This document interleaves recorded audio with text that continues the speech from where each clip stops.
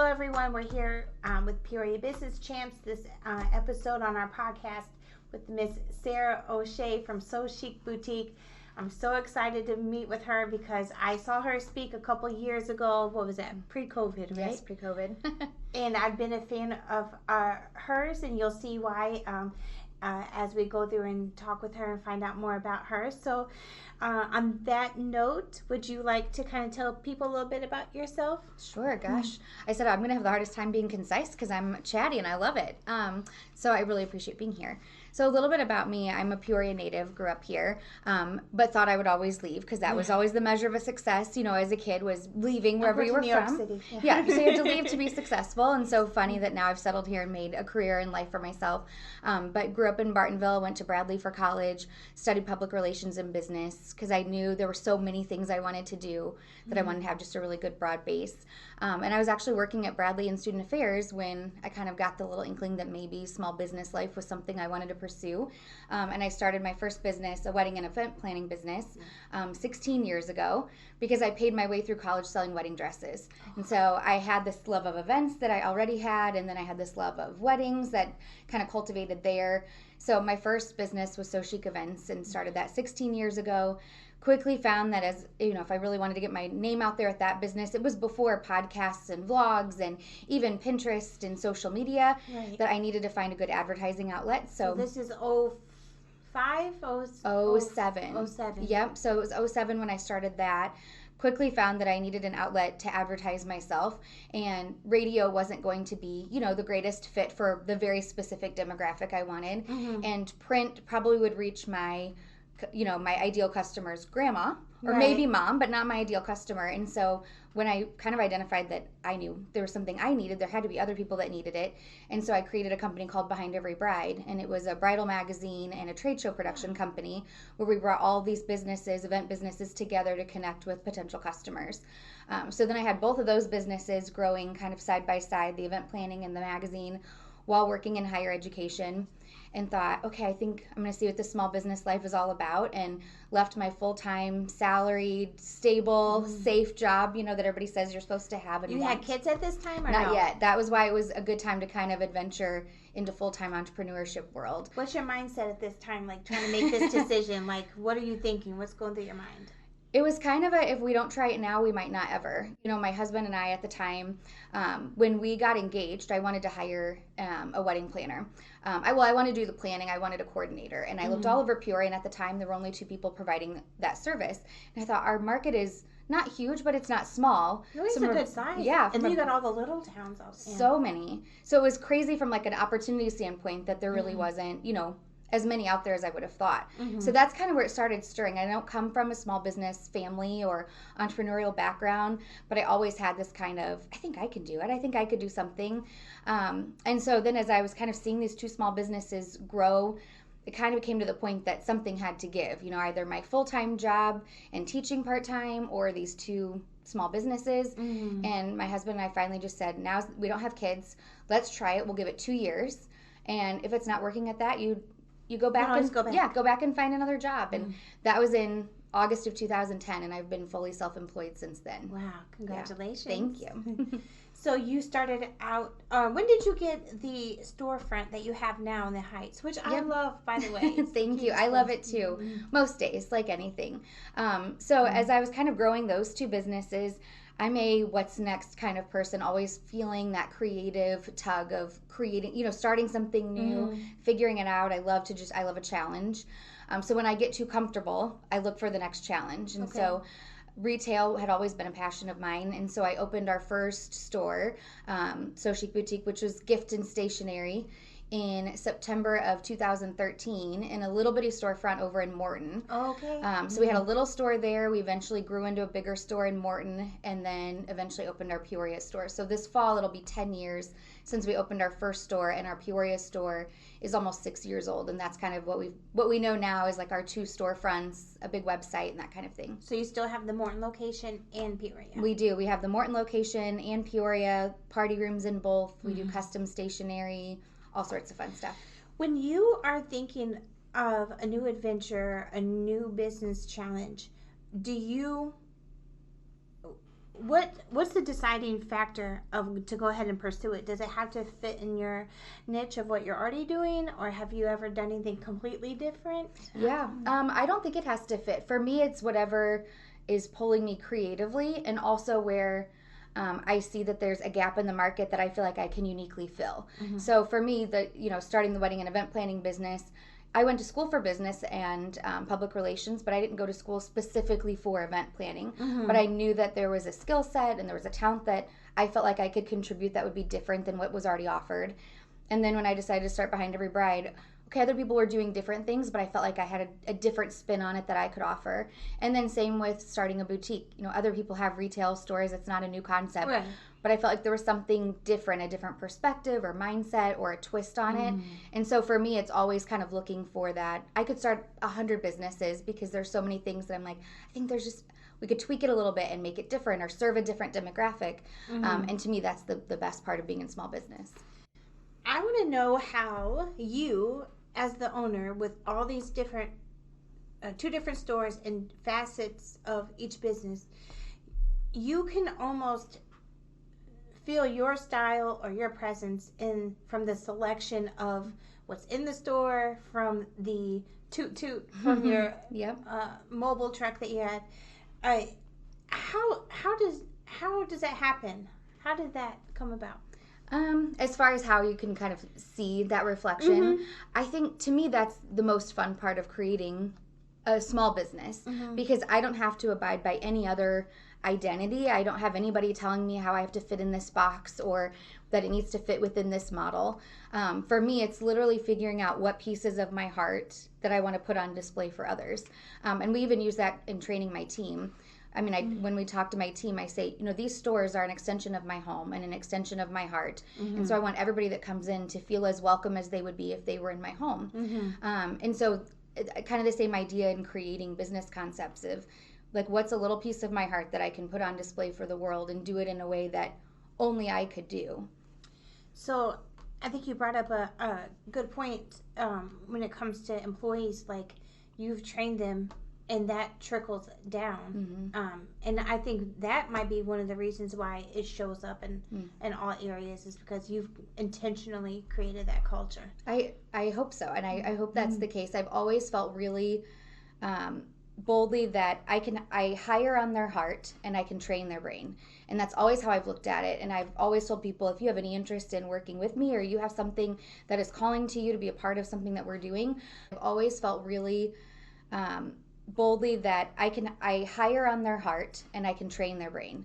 And that's always how I've looked at it. And I've always told people, if you have any interest in working with me, or you have something that is calling to you to be a part of something that we're doing, I want to know that, because there might be a place for you. And I don't necessarily care what skill sets they're coming in with, because so much of what we do I can train on. I can train shipment and processing and, our cash system or those kinds of back ends of the business, but I can't train someone to have the kind of heart for serving others that I want them to have and that I want to be known for. So what's your interview process like? It is so laid back. I'm sure any corporate, hiring would probably cringe. We kind of always take applications. Of course, when we have big hiring, we'll post and that kind of thing. But I've always found that the best team members have come just very organically. And it's people also kind of putting their heart on the line and saying, hey, you're doing something that I think I want to be a part of. Is there a place for me there? I just did employee one-on-ones or team one-on-ones over the last couple of weeks. And so many of the women on my team have just been, maybe they were shopping in the store. One of them, I have a college student who was just shopping in the store last year on her spring break. And at the end, she was like, hey, are you guys hiring? And we hadn't posted anything. We were thinking about adding another team member. And she and I were kind of laughing in our one-on-one about, now that I know her as well as I do, she's very shy, very introverted. And I said, now that I know you, that was so out of character for you to say that. But it was on her heart to ask. And we sat down, we talked, we clicked right away, and I knew that she had the kind of servant's heart that I wanted in my business. So it's pretty laid back. So you're just going off kind of like gut and emotion and and how you feel by talking to them. Yes, and the few times that I have gone against my gut, whether it was because we really, really needed somebody and I really thought I could mold them to be what I needed, or it was a quick hire, or I took a recommendation. Anytime that I've gone against my gut, it has always bitten me. So I just really have started to lean into, I can't tell my gut what to feel, but I Yeah. can follow it. How do you know when it's time to let go of an employee? Like this just isn't working. Like That's the worst. how long do you sit on it? Like you kind of like get the feeling and then. Yeah, that's the worst part, when there are team members that, for whatever reason, you know, aren't fitting. Now, I'm also a firm believer that often that feeling is mutual. Right. You know, if I'm not feeling the fit, there's likely something that they're also happy, not but feeling. So that's why we call them gut checks. Gut checks on our team are really important. So we do them, officially we do them at least twice a year, but we're always unofficially, I'll pull someone back and say, hey, how's it going? What are you thinking? Or yesterday was a hard day, or here was the challenge that we faced. Because then having those regular kind of gut checks and conversations just guides your relationship in such a different direction that you have more opportunity to say, hey, maybe this isn't working, or hey, maybe we need to change your job role, before it becomes so toxic to a point that something worse needs to happen, or you know, somebody up and quits. So even in our employee training, there's a line in there that says, I would rather have hard conversations than ever be surprised by your feelings. Okay. We're a very feeling environment, which it doesn't work for everybody, but it does, luckily for us. And so I would rather them come and have a hard conversation. This isn't working. The pay doesn't work. The hours don't work. I'm not clicking with the team. I don't like the job responsibilities, whatever it might be, because we can address those things, even if addressing them means parting ways. I remember from the talk that you gave that you were talking about like almost stepping out on faith, and there was a time when you were like, I don't even know if I'm going to make payroll next month. Was that early on? Was it a couple of times? I would say any small business owner that says they don't worry about that on a consistent basis is fibbing. Because even still, I mean, we're almost 10 years into our retail journey, and there are still months that I get down on myself. Our sales were down, or I could have pushed harder on this, or you know, we really need, right now our team has shrunk a little bit, just with all happy things. 2 of our girls are leaving to go have babies, and one is going back to school, and you know, so for all good things, but we've kind of shrunken back down, and we're in this place that there aren't enough of us doing what needs to be done. And so all those feelings get stirred back up again. Where am I falling short? So I would say it kind of is constant, and it's kind of seasonal. You know, even for us, every year, January through March, I hold my breath because retail is brutal that time of year. But I just know that if I hang on and I plan well, and I, you know, stick by my faith, and I stick to the focus of what we're doing, that will be supported right at the right times. And that is just kind of how it's always happened.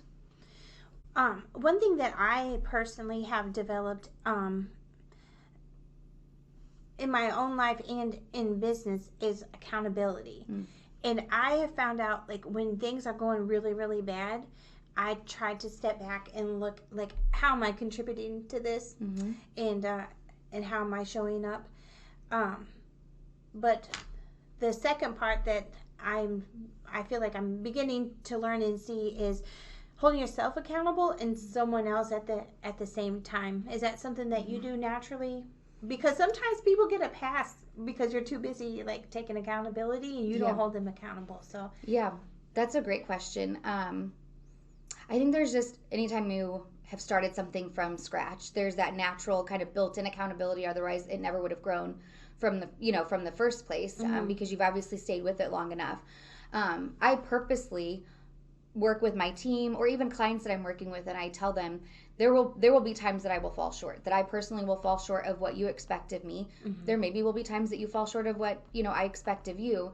And it kind of goes back to that, like, having a hard conversation when and if you need to. Now, nobody's signing up to have those, you know, tough conversations all the time.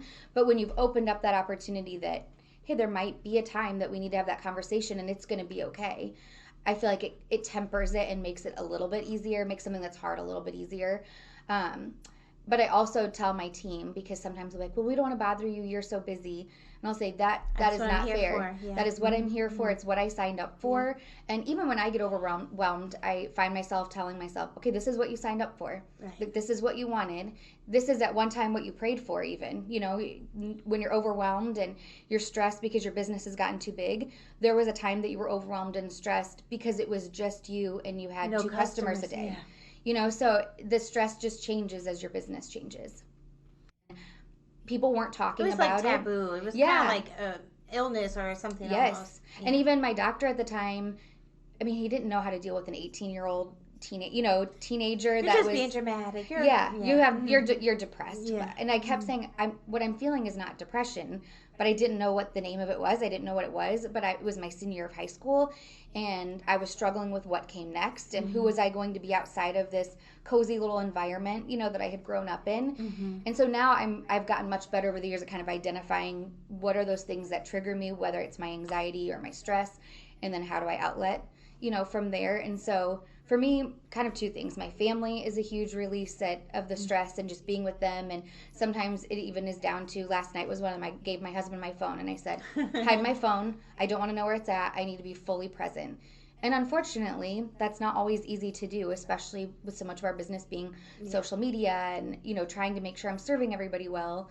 And then the other side is, when my team is in such a great spot, that also is such an outlet for me too. Like, Monday we had a photo shoot in the morning for branding, and then that afternoon we had a team training, and then that night we had an all team meeting, and I left that night just feeling as full as I have in a long time because I was doing all the things that I loved. Yes. And so identifying those things you love, I think, is such an outlet at handling the stress. Yeah.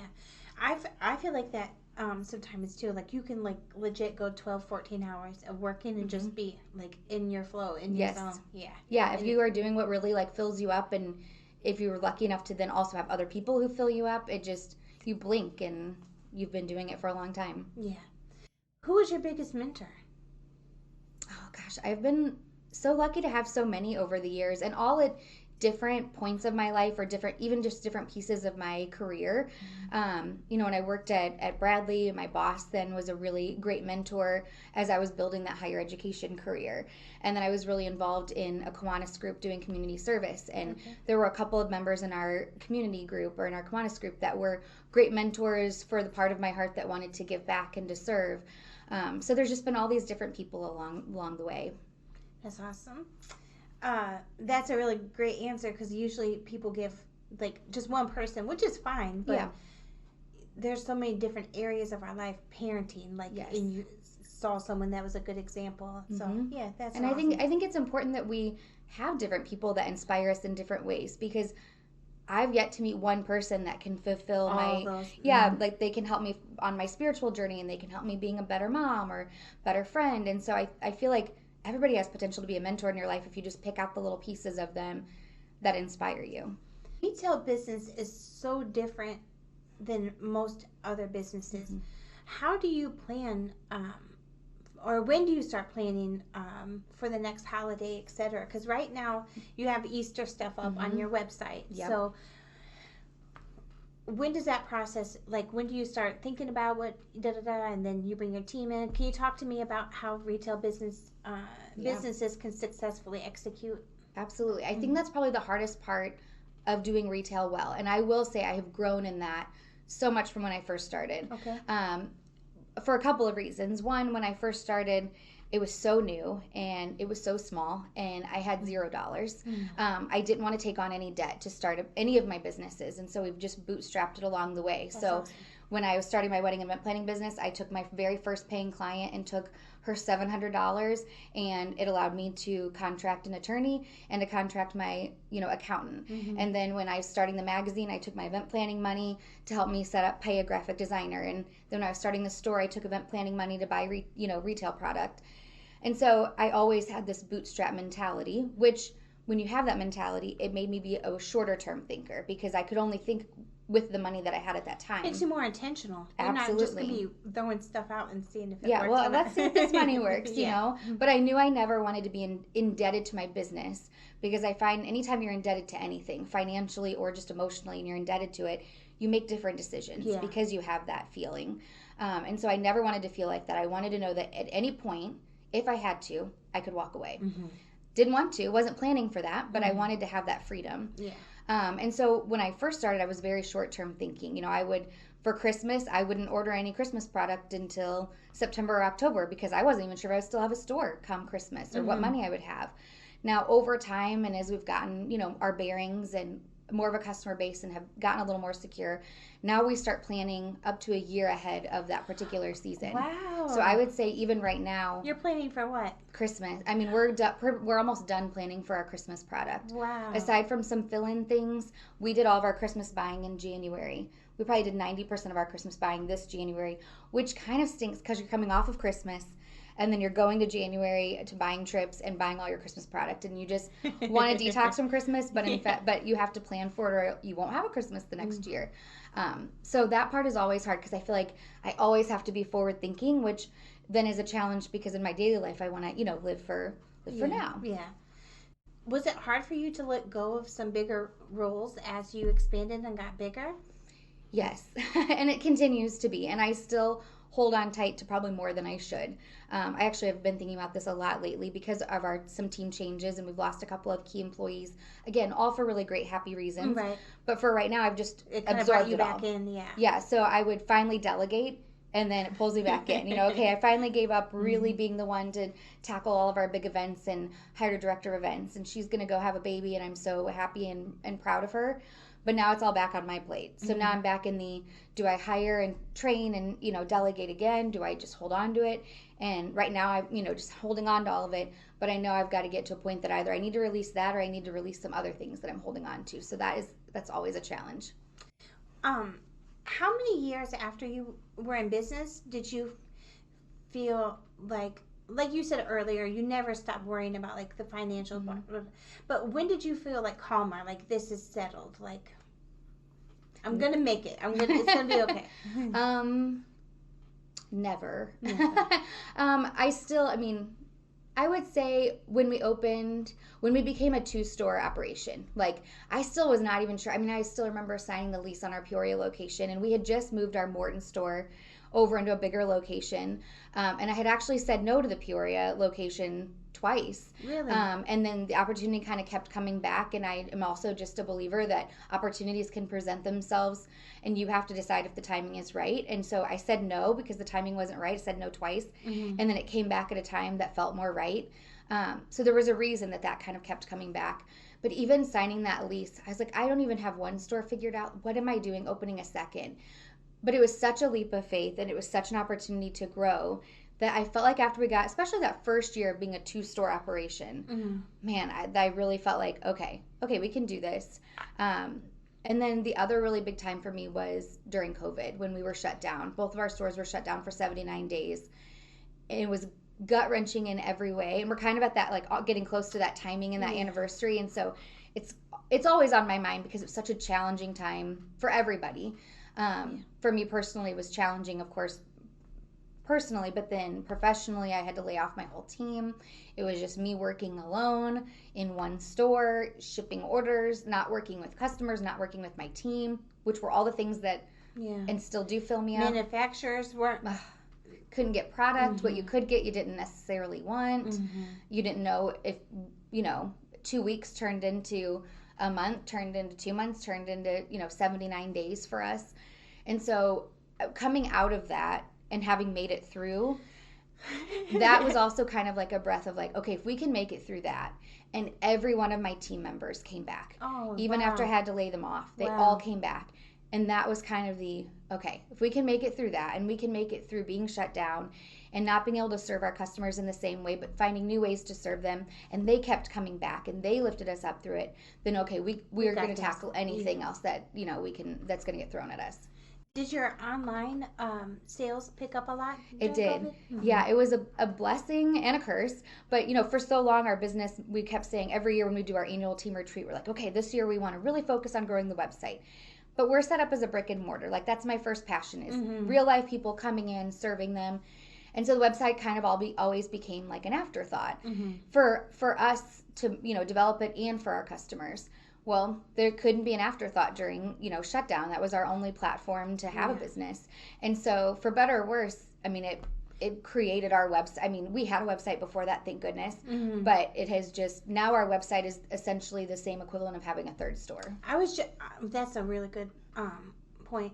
But I was just going to say, thank God that you already had an e-commerce website, because a lot of businesses were scrambling at the last minute to try to get up there. I can't imagine being thrown in that situation and not already having that platform built out. And what's really ironic was we were actually getting ready to totally gut and revamp our website, and we had it all contracted, and we were supposed to shut down our website from March 15th to March 30th of 2020. Wow. And got it. We were changing platforms, everything. And that's when we shut down. And that was exactly when we shut down.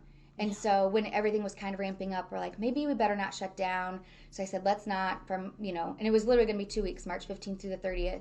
And so then we muddled through that time with our old website, which definitely wasn't robust, but it served us worked, and we figured it out. Mm-hmm. But yeah, I just still laugh at the timing of like, what if we would have, done that? Mm-hmm.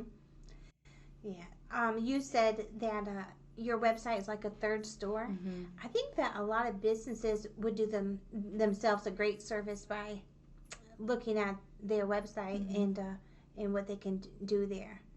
It is.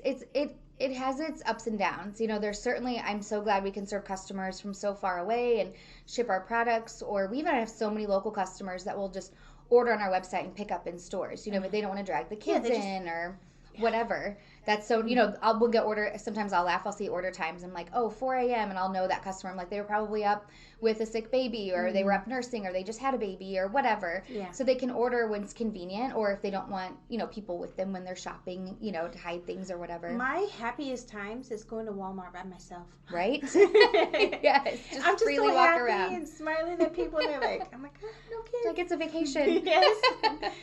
Yeah, but your website is very nice, and you brought up another good point is everything is on our phone nowadays. Everything is online. So even if you still want the experience of going into a shop or picking it up, you still want to be able to look at products. You want to be able to look at a company and see what all they have, or there's like that meme I saw the other day, like I'm tonight I'm going to bed early, and then it's like yes. me at 2 a.m. How tall was Jesus? Yes, like, totally. People they just want to if they're interested in something, they're going to spend time looking at it. So and it's immediate, whatever's top of mind. Mm-hmm. See it, like it, want it, buy it. Mm-hmm. So that immediacy, which is what I think is why our website does well, and a lot of websites do well, is because they might mean to make it to that shop when they have time because they saw something they liked, or they see it, they like it, they want it, they buy it, and it's done. Yeah, and now I just got to go pick it up. Yeah. So for us too, it also helps us tremendously from a financial standpoint, because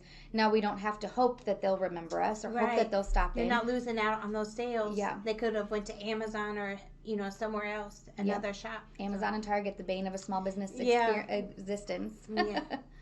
But so what is your busiest time of the year, or does it just depend on what part, like the event, Yeah, it's always a different kind of busy. Like right now, we're not overly busy in the stores. We'll pick up in the next couple of weeks with Easter's, and little Easter basket fillers and things. But right now, we're busy processing product. We're already starting to receive fall product or Christmas product. And so our team stays busy this time of year doing kind of those back end things. And then the summer we do a lot of our big events. Okay. And so we're busy that time of year for that. And then fall will come and we start to uptick in the stores a little bit, but we're really busy planning for fourth quarter. And then November 1st hits, and then it's pure survival mode. What would you recommend or give advice to someone thinking of starting a new business? Oh, gosh, that's so hard. There's so many things. I was thinking about this the other day with hitting 10 years of being a store and all the things that I wish I could go back and tell myself back then. I mean, the first thing, I think, just don't be scared to do it. There are so many more resources out there to learn and to explore and to I even think back, when I first started, there weren't podcasts or blogs or things like that. And so, I was buying every book I could find at Barnes & Noble, or I was going to, Bradley has a great small business development center that's free to small businesses, but a lot of people don't realize it. They'll help you write your business plan. They help you do financial planning, but you have to put yourself out there. Yeah. And it was super scary. When I started my business, I was a 24-year-old female and sitting in rooms with 60-year-old men who didn't understand what I wanted to start. I still remember I went to this big meeting. It was a group of retired executives, and they give you advice on a business plan. There were probably 10 or 12 men in that room. And at that time, I was thinking of opening a bridal store. And so I already had my wedding and event planning business, and I thought, I think I want to sell wedding dresses. I had that love from what I did in college. And I explained it all, and I had my figures, and I knew that I knew that business.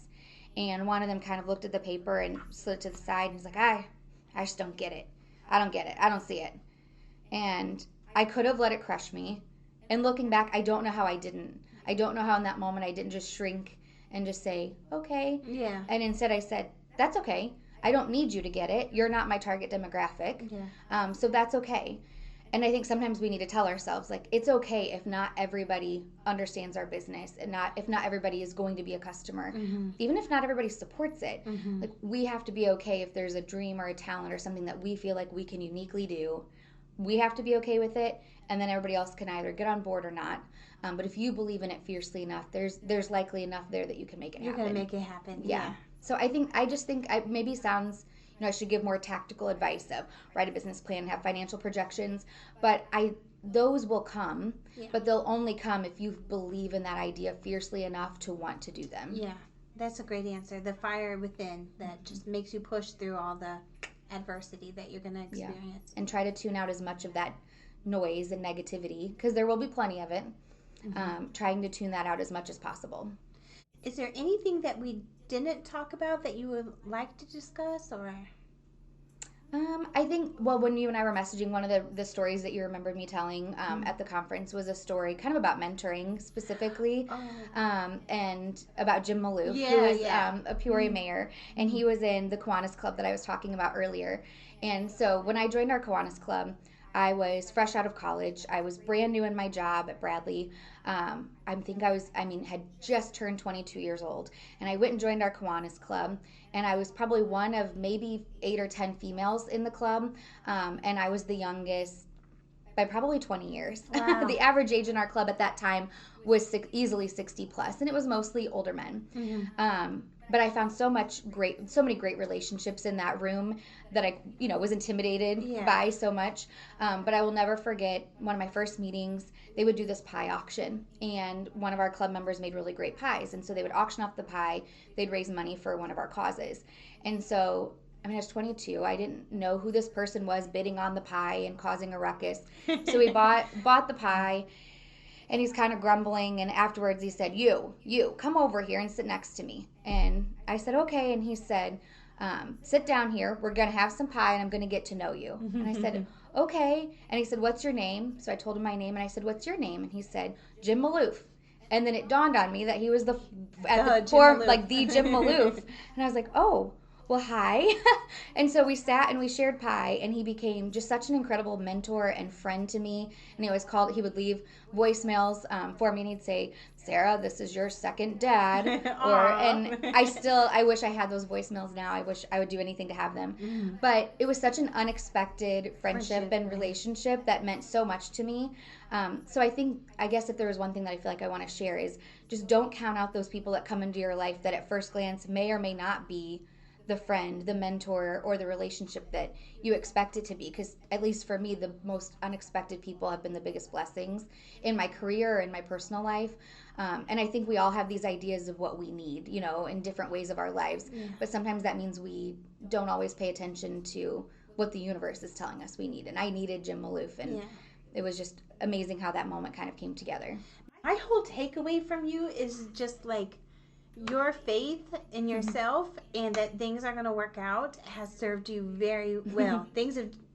I think that's like your whole thing. The right people came to you. The right opportunities came for you. And not to take anything away from you. I mean, what you're doing. You were ready for it. But I think that's kind of like your story kind of is just like a lot of faith and a lot of things happen in their own time. So. And knowing what to do when those opportunities present themselves, because there would have been times that I could have said no to those opportunities or things. So just being open and aware enough and willing enough to say, because sometimes you do have to say no. Absolutely. But just knowing when the time is to say, okay, let's just see how this plays out. And then on the flip side, also knowing when you can be that person for others to bring them out of their shell or present opportunities for them. I'm just a believer that you should never answer an opportunity for someone else. And so sometimes I'll reach out to somebody and say, hey, have this idea. Are you interested? Because they can say no, but I'm not going to say no for them if there's something that I see that it could be a good connection, fit. And I think I feel that way because so many other people felt that way at different moments about me, or they would put the ball in my court. Yeah. So you kind of get to be on the other side of it and see something in someone just like, hey, I think this may be a good fit for you, or I can see that. Oh, I did want to talk about your social media. You do great. You do a great job on your social media. Do you have a team or? Is team it of mostly me. you? Yeah. That's another thing that I have delegated at different times, and then for different reasons it would always come back to me, and I'm okay with that because so much of our social media is and our stores are a reflection of me and my heart. It just makes sense for me, and I never want our stores or our brand to be a faceless brand. I want them to think of, oh, I remember Sarah talking about this, or oh, she just posted about Jasmine the other day, and now here Jasmine's, the store associate helping me, and so I want it to be real and alive and thriving. So over time I've delegated, photography and some of our video and stuff, but day to day it's always going to be kind of my voice and my emotion that's kind of behind it, because I feel like we all want to connect with somebody, and so I'm pretty open with connecting, whether, some people love it and some people don't, but I just think that's one of the unique things about small business is that we can have a face and a human heart attached to the brand. Do you do any other advertising, or is it all social media? All social media. The only time we do any outside advertising is more event driven. So sometimes we'll do radio promos or we'll do TV spots and things, but they're usually in support of one of our big events, Tinsel the Town or Small Shop Hop. But day to day for the stores, it's just trying to be really present on social media, which is literally a full-time job in and of itself. But in my opinion, I think that's the best marketing there is. It is. And, if you're doing it well, you can spend some money doing it, of course, but it's also a really free outlet. And so when I say it's like there's never been a better time for somebody to step out and start a business. There's all these platforms that you can grow. I mean, you see people going viral on TikTok and creating a business that they had only once dreamt of. Or last week I was watching on the Today Show, a daughter talked about her dad who had written a book, I think 20 years ago, and it never took off. Well, she took to TikTok talking about her dad's book, and now it's the number one seller in all genres, all because of social media. So, I mean, there is so much power in it. There's negativity and there's hard things that come with social media, but man, there's so much opportunity too. Yeah, I think it's a blessing to small businesses because they can be in control. And even if they don't do it themselves, like having a team or hiring an agency, I think is money well spent. Absolutely. Yeah, I couldn't agree more. I think it's a great time to spend investment, whether it's time investment, talent, money, it's worth it. So, well, on that note, where can people find you online? Yeah, so our Instagram is at thesocicboutique.com, or at thesocicboutique, I guess. That's all of our platforms. And then our website is the same, thesocicboutique.com, and we're pretty present on all of it. In your physical stores, what's their address? Yep, we have a store in downtown Morton at 111 West Washington Street, and a shop in Peoria Heights at 4605 North Prospect, which is right in the heart of all of our amazing restaurants and shops in the Heights. Your location is perfect. Like, you fit right in with that little area. We love it there so much. It's just all I could have dreamt of when we decided to expand out of, our little shop in Morton. It's exactly what I would have hoped for where we land in Peoria. Yeah. So, all right. Well, guys, that wraps up this episode of Peoria Business Champs. Huge thank you to our guest, Sara O'Shea from So Chic Boutique.